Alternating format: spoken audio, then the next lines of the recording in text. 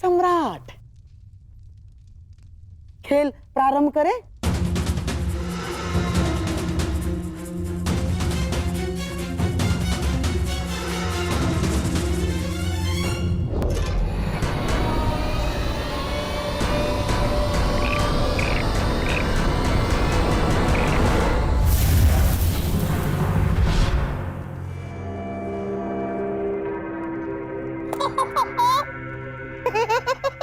पहले ही चाल में पाव मारा। प्रतीत होता है कि भाग्य भी चक्रवर्ती सम्राट के अधीन है।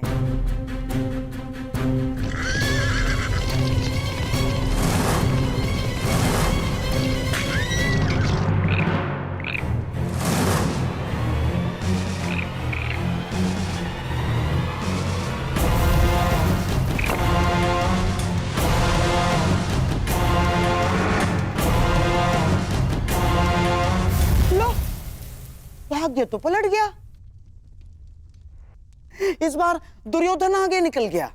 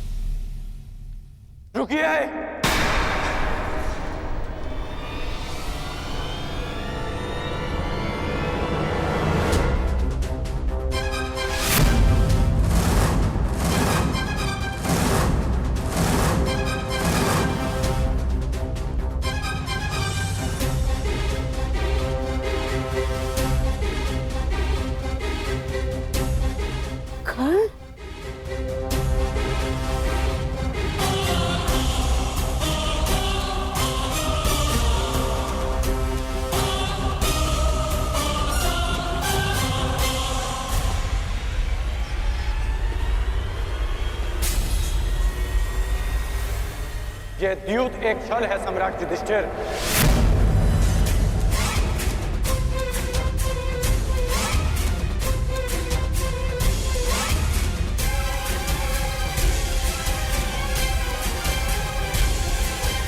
और गांधार राजद्यूत में आपका सब कुछ छीन लेना चाहते हैं।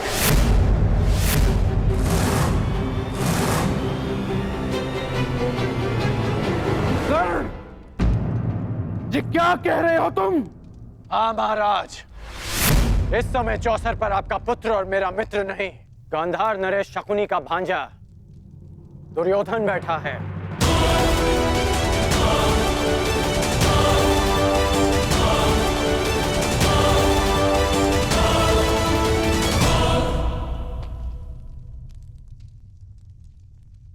मित्र, रुक जाओ मित्र।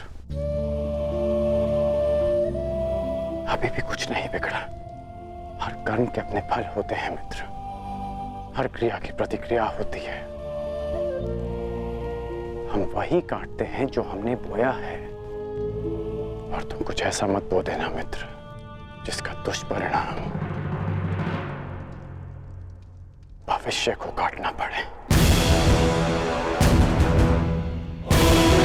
सच्चा मित्र सिर्फ वो नहीं होता जो हर मार्ग पर आपके साथ चले, बल्कि सच्चा मित्र वो होता है जो आपको कुमार्ग पर चलने से रोके। अद्भुत अंगराज, अद्भुत। अपने मित्र के विरोध में जाने को तुम मित्रता कहते हो?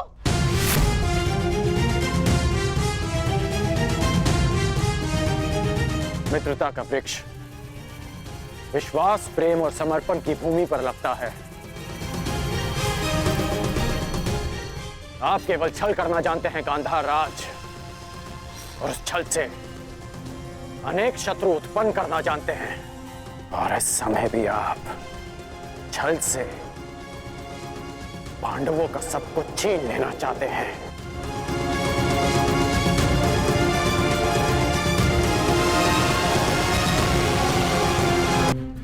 पांडवों का सब कुछ छीन लेना चाहते हैं। वाह अंगराज वाह। अब मैं इसे क्या कहूं? महान मित्रता या फिर सबसे बड़ा मिथ्या आरोप? ध्यान से देखो इस चौसर को अंगराज। सम्राट युधिष्ठिर दुर्योधन से सब कुछ जीतने से केवल एक पग दूर है। तुम्हारा ये परम मित्र दुर्योधन अपना सब कुछ हारने की सीमा पर खड़ा है, और तुम मुझ पर और दुर्योधन पर छल का आरोप लगा रहे हो।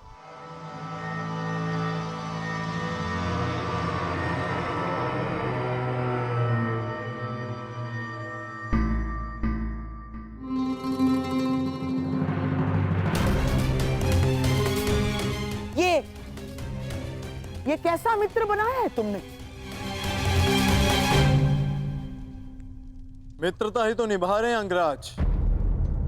वो नहीं चाहते कि उनका मित्र सब कुछ हार जाए, इसलिए ये दाव से पहले ये दाव खेल रहे हैं।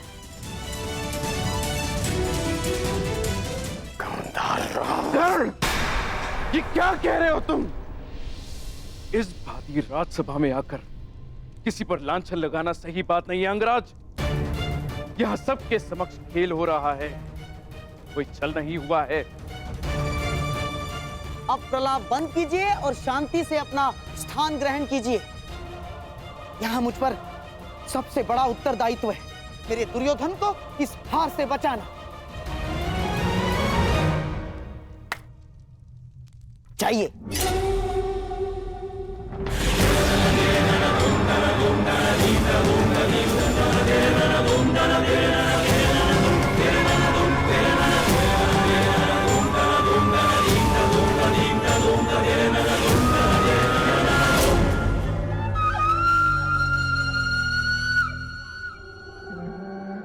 सम्राट, खेल प्रारंभ किया जाए।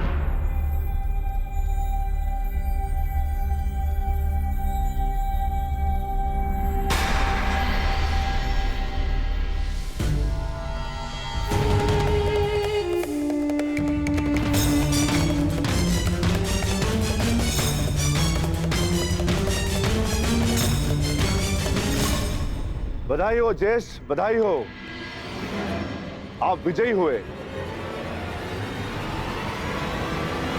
अब बताइए अंगराज, क्या ये छल है?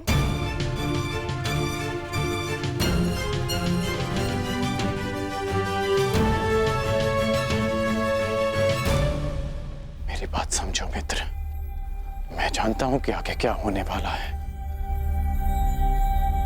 मैंने आज तक तुमसे कुछ नहीं मांगा, परंतु आज मांग रहा। इस खेल को रोक दो, तुम्हारा प्रतिशोध लिया जाएगा मित्र। मैं लूंगा तुम्हारा प्रतिशोध, परंतु युद्ध भूमि में, युद्ध क्रीड़ा में नहीं। मैं वचन देता हूं मित्र कि संसार की सारी संपत्ति विजयी करके तुम्हारे चरणों में रख दूंगा। बस इस खेल को रोक दो मित्र।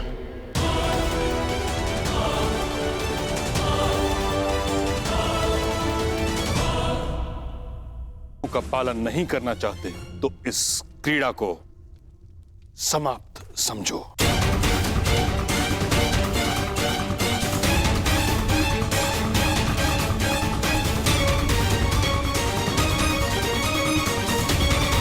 युधिष्ठिर सम्राट हैं और आप युवराज हैं कुमार। आप दोनों का पद और संपत्ति समान नहीं है, इसलिए दांव केवल उस पर खेला जाए जिस पर आपका अधिकार हो। सत्य कह रहे हैं महात्मा विदुर, और मैं इनके कथन का समर्थन करता हूं। परंतु दुर्योधन, अरे इतने महान विद्वान प्रकांड पंडित नियम बना रहे हैं तो हमें स्वीकार है। मामा, इन सबको इन्हीं के नियमों में बांधेगा तुम्हारा मामा आज। स्वीकार है। महामहिम, हमें आपके सारे नियम स्वीकार है।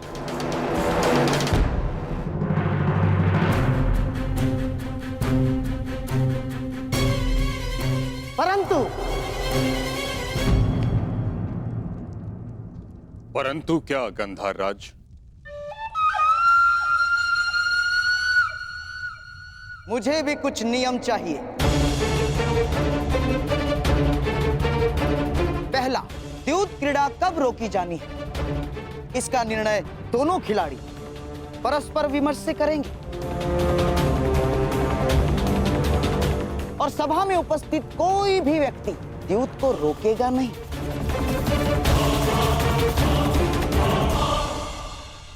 मुझे शकुनी के इस नियम में कोई आपत्ति दिखाई नहीं देती। स्वीकार है। धन्यवाद महाराज। और हाँ, और एक बात, यहाँ जिस भांति नियम बनाए गए उससे यह स्पष्ट प्रतीत होता है कि महानुभावों के मन में यह विश्वास बैठा है कि मैं यहाँ कोई छल करूंगा। इसीलिए मैं चाहता हूं कि जब तक द्यूत क्रीड़ा चलेगी, सभा स्थल को छोड़कर कोई नहीं जा पाएगा।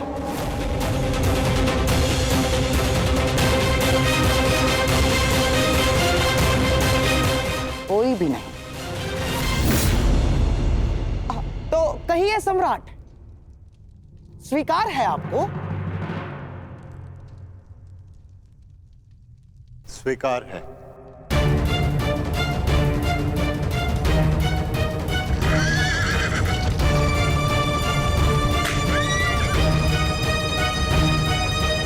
ठहरो, अभी नहीं। मेरे नियम अभी समाप्त नहीं हुए हैं गंधार राज। आदेश कीजिए महामहिम।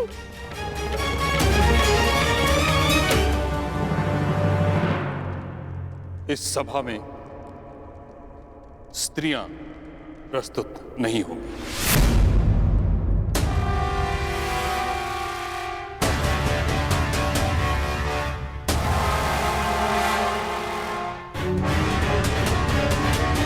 ये कैसा नियम है महामहिम? सम्राट खेल रहे हैं तो साम्राज्ञी का यहाँ होना आवश्यक है। ये सारा मनोरंजन उन्हीं के लिए तो हो रहा है। परंतु मनोरंजन के साथ साथ द्यूत कभी मन की निराशा का कारण भी बन जाता है। बिल्कुल ठीक कहा मां महिम ने। और वैसे भी शास्त्रों के अनुसार एक स्त्री केवल और केवल अपने पति के साथ ही चौसर खेल सकती है और किसी के साथ नहीं। और यदि ऐसा ना हुआ तो मैं सर्वप्रथम इसका विरोध करूंगा। ठीक कहा गुरुद्रोण ने। जुए में लाभ, हानि, जय, पराजय होती ही है और हानि का सबसे अधिक दुख स्त्रियों को होता है। जब ये मनोरंजन के कारण है तो किसी को दुख क्यों दिया जाए?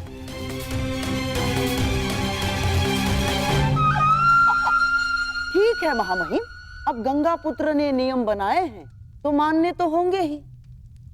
ये भी नियम स्वीकार है।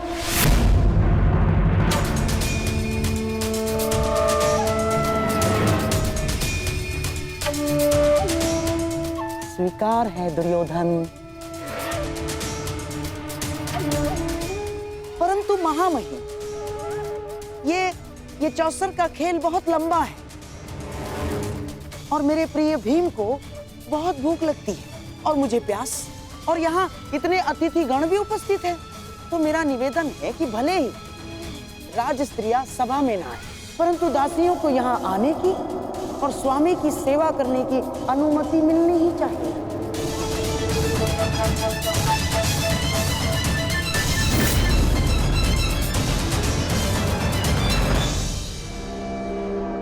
ठीक, दासियों पर यह नियम लागू नहीं होगा।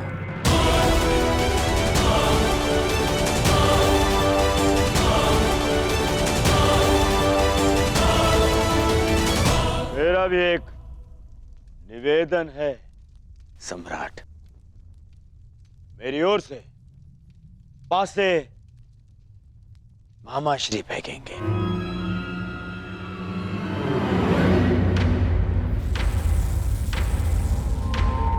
क्यों दुर्योधन, पराजय से भयभीत हो?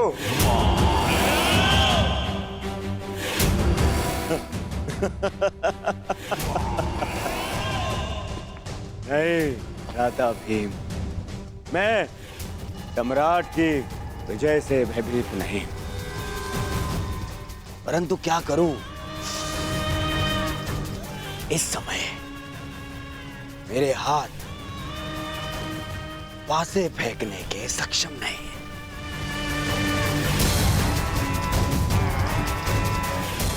और यदि मैं हार गया तो भ्राता युधिष्ठिर को लगेगा कि मैं उनके सम्मान में हार गया।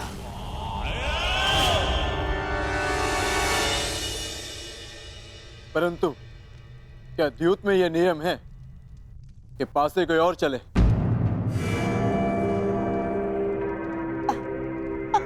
अब अर्जुन, क्या है, ये नियम नहीं है, ये खिलाड़ी का अधिकार है जो दुर्योधन ने उपयोग किया। जैसे युद्ध में नहीं होता, लड़ते सैनिक हैं, पर विजय पर अधिकार किसकी होती है? राजा की। और फिर दुर्योधन तो केवल निवेदन कर रहा है अर्जुन। अब सम्राट की इच्छा कि वो अपने अनुज दुर्योधन का निवेदन स्वीकार करते हैं या नहीं? स्वीकार है। धन्य हो सम्राट, धन्य हो। सम्राट का मन इंद्रप्रस्थ जैसा ही विशाल है। बैठिए, पधारिए।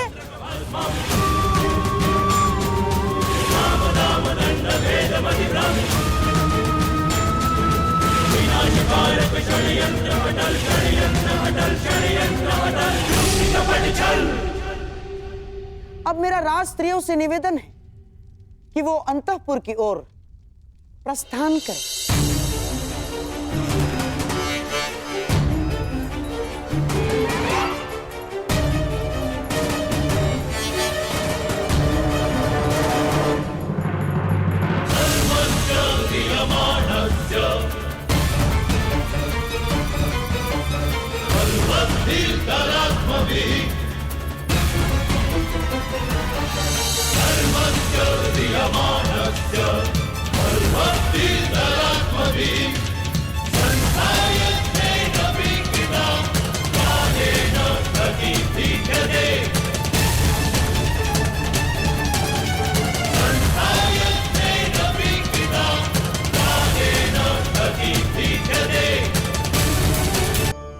मनुष्य का मन बहुत ही चंचल होता है, इसीलिए कभी-कभी कुछ नया कार्य प्रारंभ करने से पूर्व हमारा मन संशय से घिर जाता है और ऐसे समय में हम प्रयास करने से पीछे हट जाते हैं।